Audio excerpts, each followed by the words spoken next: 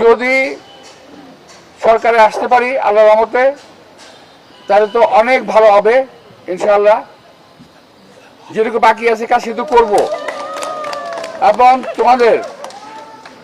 তোমাদের আমার আসলে ঠিক প্রতিবন্ধী বলতে একটু কষ্ট হয়। আমি ওই শব্দটা ব্যবহার করতে চাই না। আমি যদি আজকে সত্যি কথা বলতে, যদি আমার একটা সন্তান যদি প্রতিবন্ধী হতো, যেটা আমি করতাম সেটাই আমি করবো ইনশাল্লাহ। তোমাদের সমাজে প্রতিষ্ঠিত হওয়ার জন্যে,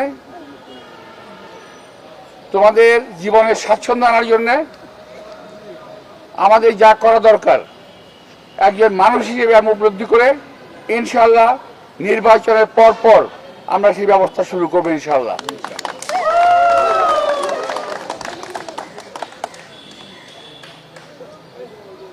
তো তোমাদের দাবিটাও দিয়েছ,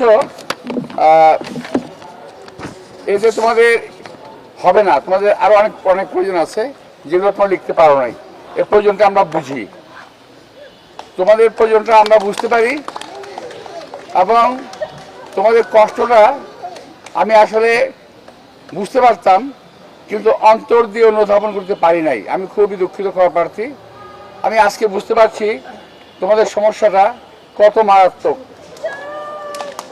অনেক মারাত্মকের সমস্যা।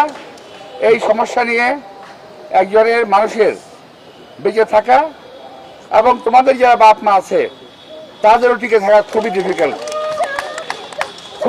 খুবই কষ্টকর। সুতরাং তোমাদেরকে আমরা কখনোই সমাজের বোঝা হিসেবে ভাবতে চাই না। আমরা চাই তোমরা আমাদের সমাজে একটা করে সম্পদ। আমরা তোমাদেরকে প্রতিটি পরিবারের একজন সম্পদ হিসেবে আমরা গড়ে তুলতে চাই, ইনশাআল্লাহ গড়ে তুলব। তোমাদের সবাইকে আন্তরিক শুভেচ্ছা জানিয়ে তোমরা ভালো থাকো, ভালো থাকবে, এবং যে কোনো প্রয়োজনে আমি যে কদিন বেঁচে আছি, যে কোনো সময় যে কোনো অবস্থায় আমাকে তোমরা স্মরণ করবে ইনশাআল্লাহ। আমি তোমাদের পাশে এসে দাঁড়াবো। তোমাদের সবাইকে আন্তরিক শুভেচ্ছা এবং ধন্যবাদ। আমি অনেকে তোমাদেরকে বলছি ভোটের প্রচারণা করতে, আসলে আমি তোমাদেরকে করতে বলবো না করতে বলবো। যদি ভালো লাগে তোমরা করতে পারো, যদি কষ্ট হয় করার কোনো প্রয়োজন নাই।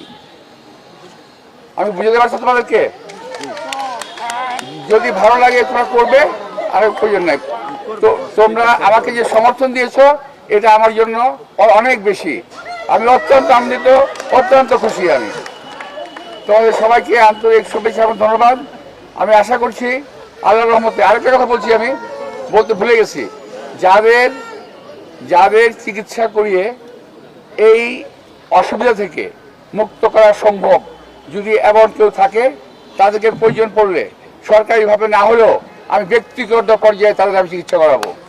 যাদের মুক্তি পাওয়া সম্ভব, আমি জানি না সম্ভব কিনা, আমার জানা নেই এটা সম্বন্ধে, আমি এক্সপার্ট না। তো যদি সম্ভব হয়, আমি আবারও বলছি, যদি সরকারিভাবে না হয় আমি ব্যক্তিগতভাবে কাজটি আমি করব। যদি একজন লোকের একটা বাচ্চার মুখে যদি আমি কথা ফুটাতে পারি, একজন বাচ্চার মুখে যদি হাসি দেখতে পারি, সেটাই আমার জীবনের সার্থকতা হবে। সবাইকে ধন্যবাদ। আসসালামু আলাইকুম।